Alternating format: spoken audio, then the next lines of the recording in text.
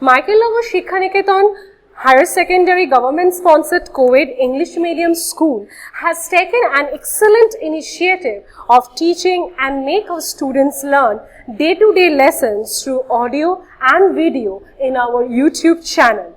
Teachers of all the subjects are working hard to enhance these online classes in the midst of this pandemic situation. It is a request to all the teachers, students and guardians to click the bell icon and subscribe our channel.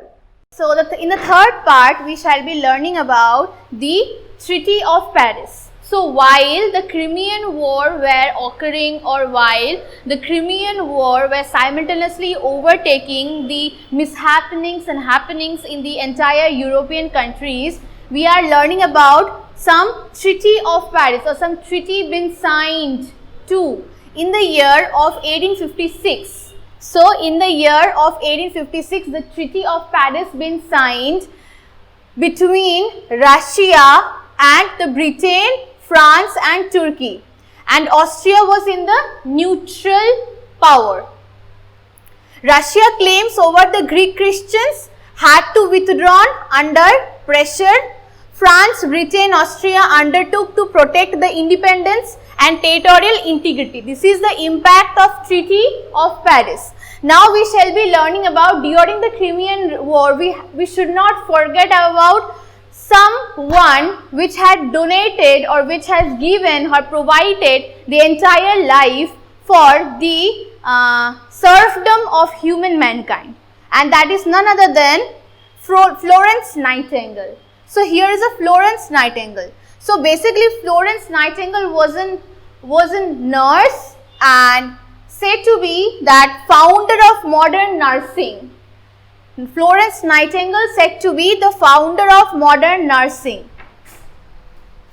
And 3 nurses sent under the leadership of Nightingale to perform or to see or look after the wounded soldiers which were fighting over Crimean War. Number 3, for the very first time, wounded soldiers received good health care, and the soldiers have been suffering from wounds in very longer time. Florence Nightingale said to be as one of the most famous and most remembered in the memories of human mankind, as the nurse had take out the sufferings from the wounded soldiers and provided them the good health for the rest of his life. That's why Florence Nightingale is very important in this particular chapter. Now next, simultaneously, there are some benefits of Treaty of Paris and some disregards of Treaty of Paris. Now, Treaty of Paris is the form of Crimean War. As the Crimean War were overtaking for Italians, for Turkey, the Treaty of Paris had helped for the rise of Balkan nationalism. As I have already explained, what is Balkan nationalism? Balkan was a state or a state in the hilly region. And these states emerged as a Balkan nationalistic state, which named as the rise of Balkan nationalism. And the hilly regions consist of Greece, Serbia, Bulgaria, Wallachia and Montenegro. So these were the kingdoms or regions included in Balkan states or Balkan nationalism. Now, Balkan nationalism, these regions came under the rule of hilly region or Balkan states, and this emerged as a unified nationalistic Balkan country. For the advantage of Treaty of Paris, insurrections in other Balkan states also happened simultaneously. and so that the rise of Balkan nationalism emerged gradually and took place in the history of European nationalism. So the next topic, that is very important for your exams and for your this chapter, that is the Tsar Alexander II and his reforms. In the history of European history, Tsar Alexander II, named as one of the greatest reformers in the entire history of Europe. His many reforms failed, but his one of the most remarkable reforms, that is the emancipation of serfdom, had reduced and increased the innumerable outcomes and sources which led to the benefits of European states. So, Tsar Alexander II, as a reformer, bagged a huge name among himself. So, who is Tsar Alexander II? Tsar Alexander II is the son of Nicholas I. Tsar Alexander II was the son of Nicholas I. After Nicholas I died, Tsar Alexander II ascended the throne and he ruled for the year 1855 to 1881. I repeat the year from 1855 to 1881. Who ascended the throne? Tsar Alexander II, and he was the son of Nicholas I. After the death of Nicholas I, Tsar Alexander ascended the throne of his father. Now let's come to the point of Tsar Alexander as a reformer. What are the reforms which he has introduced first just after ascending the throne? The first or foremost, the thing which he had done, that is he ended the war. Which war? The Crimean War. So basically he understood that Crimean War did no help, but whereas it had reduced the power of Russia.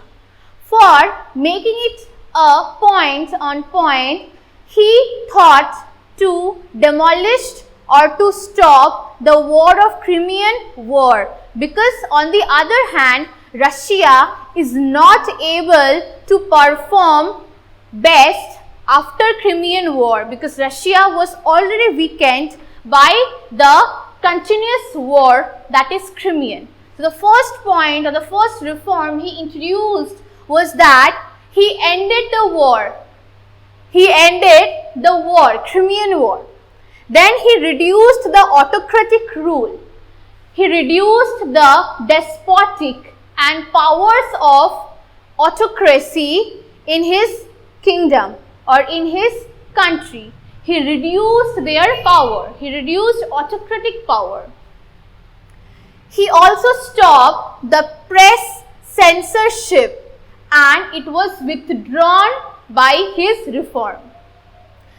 The unjust laws also prohibit the foreign travel. On the other hand, he also kept an eye on economic development. So, he started keeping his eye and accepting and presenting the reforms for the benefit of commoners. He kept an eye on economic development because he knew that if a kingdom's finances been controlled properly and that controlation may lead to development, then nobody can stop for the financial outcomes of his empire. So, education and communication system also developed. During his ruling time, he also introduced the education and communication system. As education is very important for everybody, and so as communicating with each other for more benefit is way more important than that. So, both perspective, education and communication, both have been measured and have been developed simultaneously. expansion of trade and commerce. He have been known and he have been the idea of the topic regarding if he expand his trade, then the commerce will come gradually, and that will lead the help to the extreme increase of financial deposits in the royal treasury, which will obviously lead a help for him, and to some extent which will also reduce the losses which had been lost in the Crimean War. Next is one of the most remarkable reform was emancipation of serf. It's said to be one of his remarkable reform, that is emancipation of serf. Now we shall be learning that what lead to the emancipation of serf. It means as the serf been abolished or the serfdom been abolished, with the hand of abolition of serf, what changes or what profit been exposed to the commoners. Let's start the overview. So what overview is saying? Overview is saying that the emancipation of serf led to the emancipation of statute.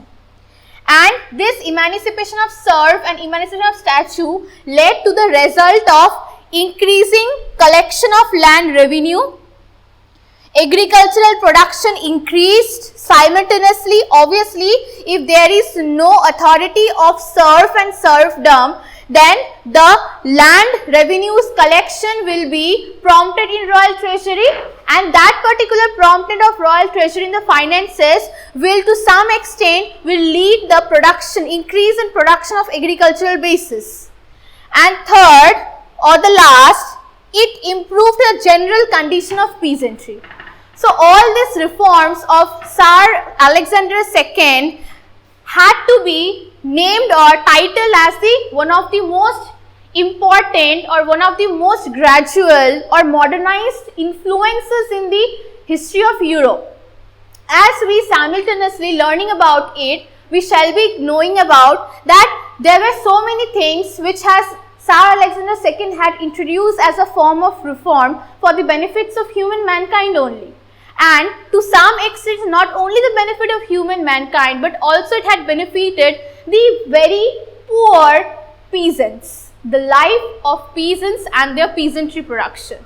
So in this chapter, we have learned many more things and many more items or many more topics regarding Crimean War, nationalist ideas, the German unification, Italian unification, young Italy, Mazzini, Giuseppe, and so on.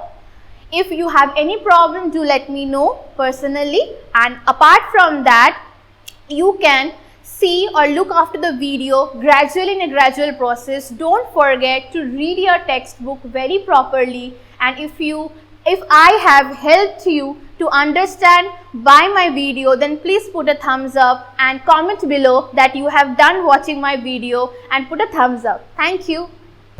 Thanks for watching. Leave a like and comment. Subscribe.